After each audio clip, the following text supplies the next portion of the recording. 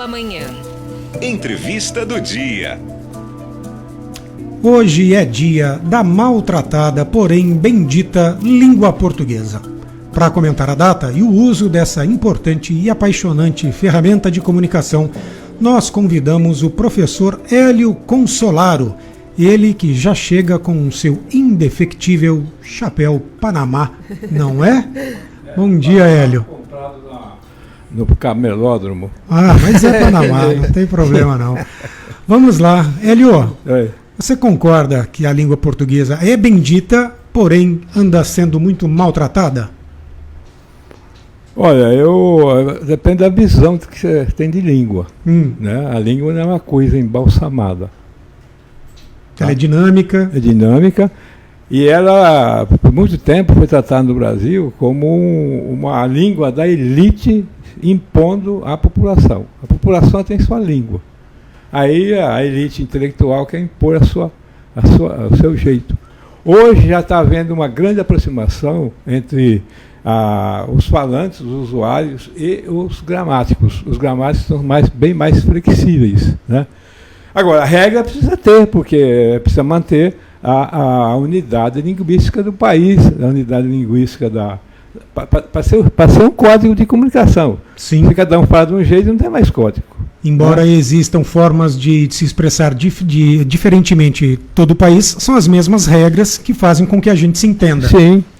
E aí você vê, por exemplo, hoje está muito evidente na televisão, nos programas esportivos principalmente, um técnico fala português de Portugal que a gente não entende muito, porque eles não sofreram a influência do negro, eles não tiveram migração. Quer dizer, nosso país é diverso, a globalização começou aqui, né? Então cada idioma seguiu o seu caminho e está nessa atual. Aí você pega um técnico espanhol, fala em espanhol. Por quê? E a gente entende alguma coisa. Por quê? Porque são as línguas neolatinas, né? As línguas neolatinas é o francês, o português, o espanhol, o italiano e o romeno. E tem mais o galego, tem o... Romeno? É. Romeno. Então a gente consegue entender um pouco de romeno se conversar com a gente? Eu nunca conversei com o romeno, mas nos livros eu falo que é uma língua neolatina. É porque o Império Romano ele se esfacelou. Ele mandava para esses lugares soldados, né? E tanto é que o nosso idioma ele veio do latim vulgar. Nosso idioma veio do latim castiço, né? Porque ele mandava os soldados para lá. Soldado é falar como o povo para lá, entendeu? Para dominar aquele povo e tal. E aí misturava o latim com a língua nativa daquele povo que foi dominado, e aí dava uma terceira língua, certo? É o caso do português, do espanhol, né? Principalmente o português foi a última flor do lácio, né? Que é a última língua que se originou do latim. Olha que bom falar com o professor, né? Ele já vai dando uma aula, já vai falando da origem da língua. Vale lembrar, queria retomar o início da sua fala, quando você diz que não existe uma regra, que a língua ela é dinâmica. É interessante porque, como a gente falou, existe regra para dar unidade, para que a gente se entenda por todo o território, mas existe uma diferença também entre a língua escrita e a língua falada. Eu creio que você tenha... comentado principalmente sobre a língua falada, né? É isso. Você não vai a uma festa, assim, mas uma festa com a solenidade, de calção, short, camiseta. Você não vai numa festa de fundo de quintal com terno e gravata. Então a língua funciona assim também. Se você for num barzinho lá e começar a esnobar, você é pedante, não é isso?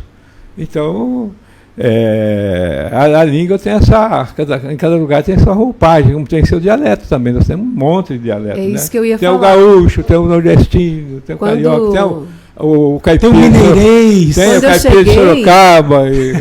Dentro de São Paulo também tem isso, né? Então, cada região tem o seu jeito de falar, seu vocabulário, às vezes. Olha a mineira. Quando eu cheguei aqui em Araçatuba, as pessoas tinham dificuldade de entender algumas coisas que eu falava. E eu tinha também a dificuldade de entender, não assim, né, algumas Expressões. Então, o que será que é isso? Né? Eu falei e você assim, falava meio cantada assim também? Não, da região que eu moro, de Minas Gerais, é muito perto do Rio de Janeiro.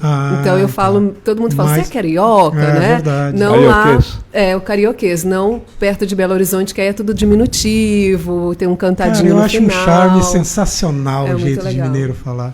Lá em Piracicaba, a minha filha lecionou uns tempinhos lá, que o professor chegava na sala do almoço, ai, estou parado de fome.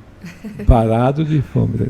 Hélio, a primeira vez que eu fui a Piracicaba, eu tenho amigos lá, eu te juro que eu tive que parar numa esquina para pedir informação de como chegava na casa, em uma determinada casa, eu não consegui entender o que a pessoa falou para mim. Falava, vai lá, vira ali, um tirinho de não sei o que. Eu não entendi. Eu tive que ir até um posto de combustível, conversar novamente para compreender. A pessoa falava de uma outra forma, mais rapidamente, e eu com pressa, enfim. Mas deixa eu te perguntar uma coisa que as pessoas falam normalmente, né, rotineiramente, a língua falada vale só pelo fato de você se entender. Entendeu? Está valendo? Não, tem uma certa... Existe nós já tivemos uma fase aí anterior, desde a época os iluministas e para cá, ensinando a língua da elite para a população, certo? Então você acaba ensinando, o que acaba ensinando? Ensinando regras. Português não é decorar regras, certo? Falar bem o português, e aí você pode falar bem o português sem conhecer regras, vem da gramaticalidade. Precisa ter uma gramaticalidade para ter um entendimento, para ter um código. Tá?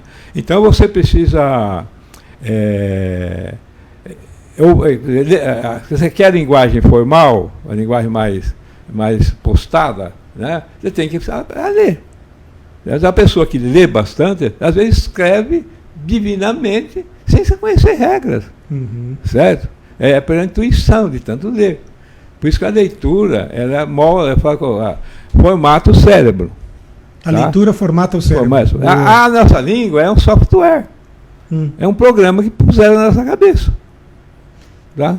Tenta me explicar por que ela tem, embora você diga que não precisa conhecer tudo, por que tem tanta regra? Por que tem regra demais e que a gente não utiliza? É exagero, gramatiquice, a gente chama, né?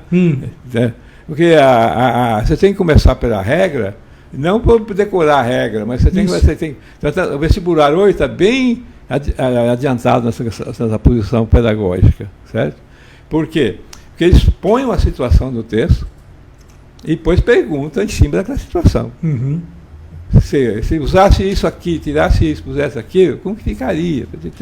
Não fica lá, qual é a regra? Objeto direto. Daí, para quem sabe a gramática ajuda você a escrever. Certo? Eu, quando escrevo, eu penso na gramática, porque eu sou um professor de português.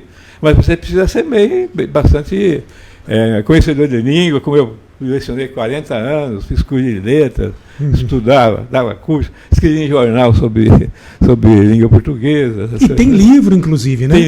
Então, eu esqueci de trazer. Rapaz. Não tem problema, mas você tem um livro sobre gramática. Qual é? Aqueles livros de consulta, em ordem alfabética, que você está contando. Por quê? Porque aquelas coisinhas. Tá? Legal.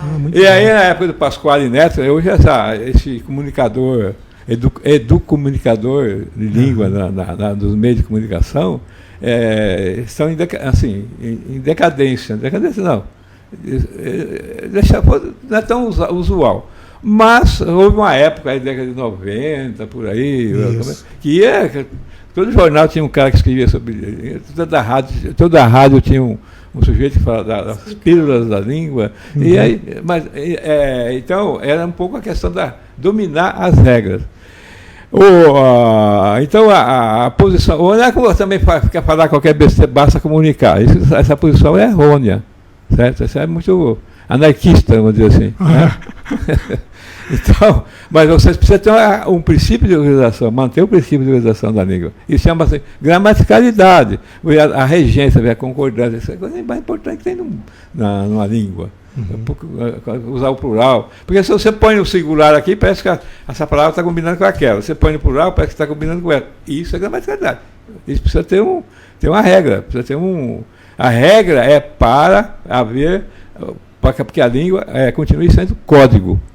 Não deixe de ser código. Tá? Perfeito. Hélio, nosso tempo infelizmente está bem estourado. Nós te agradecemos pela sua presença. Gostaria que você voltasse outras vezes. Já convidei o pessoal da Academia Araçatubense de Letras para que todos estejam aqui contando um pouco da sua trajetória e das suas obras. Por falar nisso, concluir o seu Analógicos e Digitais. Chorei de rir. Contei de algumas frases, inclusive lá na academia, em uma roda de conversa que eu e a Aine participamos. Eu não pude estar presente. De algumas frases que você coloca sem autocensura, que são impagáveis. Eu não vou falar porque o horário não permite, mas são muito bacanas. Parabéns, muito obrigado. E a gente te aguarda aqui numa outra situação para a gente falar mais da bendita língua portuguesa, ok? Bendita língua portuguesa. Somos brasileiros colonizados pelos portugueses, por isso nós falamos a língua portuguesa. Tá certo, Hélio. Obrigado, bom dia. Bom dia. Bom dia.